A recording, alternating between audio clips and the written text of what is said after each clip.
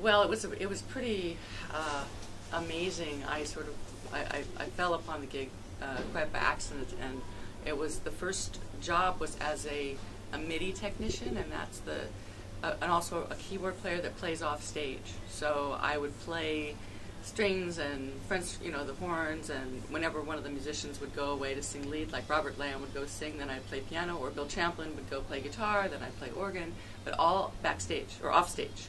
So I wasn't seen on stage. And then I did all their computer programming and sampling and whatnot that would go along, sequencing that would go along. And it was great. They were really wonderful guys. It was, my first show was the Budokan in Japan, and I'd never been on tour before. So it was pretty exciting, just to be kind of thrown into that world. And then from that point on, I was on. I was touring pretty much solid with different artists.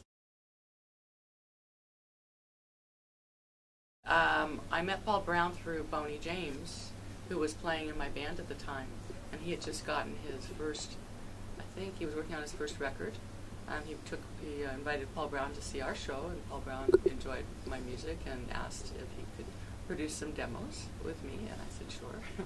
And so we went in the studio and started recording, and that's how Red came about. I had the songs initially all demoed out, and we went in and we used my band for the most part, and we added a few players, like Jimmy Haslett played bass on a couple songs, and Buzzy Featon played guitar, and Paul Jackson Jr. played on one track, and then Boney, played all the sax solos.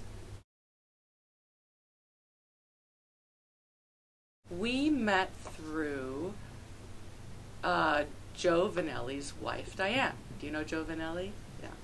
Yeah. Who lives nearby. And Christopher needed somebody to sub for Rob Muir for a European tour, which was the one that I went on where I met you. And he didn't audition me. He just said that was good enough, on her word alone. And he heard my CD and invited me to come to Europe and play for a month. And I said, okay.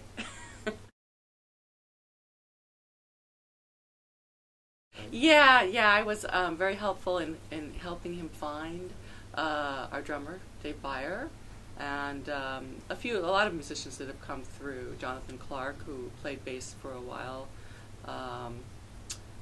and I'm trying to think of Linda Taylor, who was doing a few shows with us earlier this year. She's a guitar player, and so I usually try to help him out wherever I can, because I know a lot of people in the area, and I think it's easier for me just to plug people into him and see if he likes them. I love Chris's music.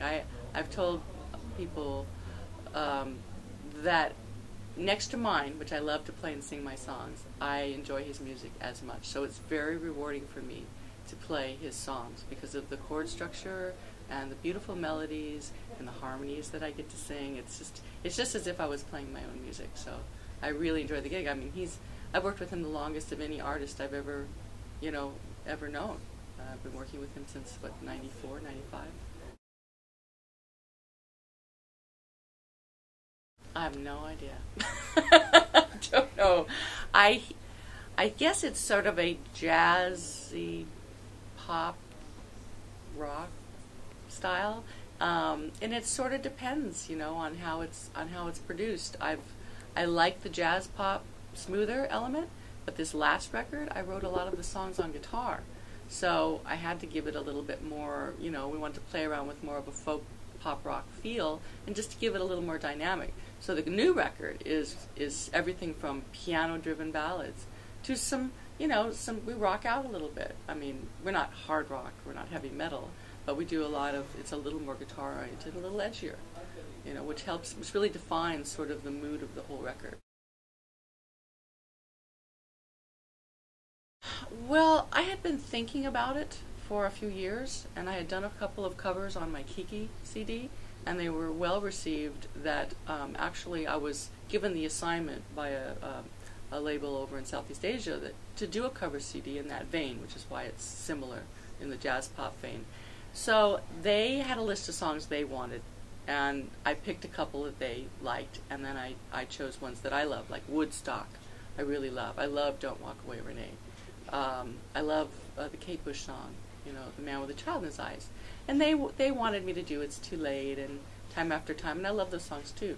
But I thought Picking Diary was a very obscure, David Gates Bread song that you would never, I don't think I've ever heard it covered, and definitely not covered by a female. So I tried, also I like the idea of doing songs that guys have originally, recorded, and then do my slant on it. So, and I really would like to do another one. I would like to do an every. They wanted it, well, my assignment basically was to do something similar to the Kiki CD, which was acoustic piano, upright bass, more of an acoustic record. So we kept it simple and didn't overproduce it. If anything, I added a lot of vocal harmonies and a little bit of synth. So we really wanted to keep it simple and let it breathe, and we didn't get too experimental necessarily, because we were really trying to create a pretty cohesive record along the pop jazz style in that respect, I guess. Easy listening adult contemporary. Oh, right. Well, Oliver, we all went to see Oliver when we were kids. My parents, being in the theater, took us to see a lot of cast productions, and I always remembered the song "Where Is Love," and I just thought it was so beautiful. And I was just playing the piano one day, and I just started playing with the chords, and I went, "Oh, this is gorgeous!" And I decided I wanted to record it that way. And I'm also exploring my jazzier standard kind of approach to things now, whereas when I was young, I didn't want anything to do with jazz or standards. That was old people music. Well, now I'm old, so I can play that kind of music, and I feel like I can bring my life wisdom to playing standards in a way that's very believable and very authentic. I feel like I try to live my life very, very honestly, and I can't be something I'm not. So now that I've gotten to an age, I feel like I've sort of mellowed like a fine wine, and I can, really give myself to these cover songs and make them my own.